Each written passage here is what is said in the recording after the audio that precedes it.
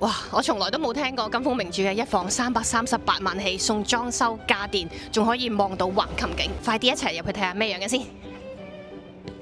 呢款一房595尺，住落去其實都幾舒服。而家同區差唔多嘅單位租金大概係8、9千蚊左右，但我反而覺得呢個盤最吸引嘅唔係佢嘅租，係佢嘅入場門檻。你諗下，金豐呢一個區以前基本上都係門檻比較高嘅，但係今次338萬起就已經可以入到呢一個屋苑，包裝修家電，而且佢個樓底係3.5米高，係成個金豐最高嗰一批，即係你住落去嗰種空間感係真係唔同嘅，唔會有壓迫感。樓下仲有2間國際學校，生活同教育配套一次過搞掂。而且你唔止可以用自己嗰座嘅會所，仲可以用埋金豐南岸嘅大會所。不過呢一類型嘅一房呢，唔係人人都啱。但係如果你又想用300幾萬揾到一間可以拖喼入住，又唔使再搞裝修嘅單位，而家呢8個名額相信好快就會冇晒。同樣嘅價錢，你會揀一手定係二手呢？留言話我知。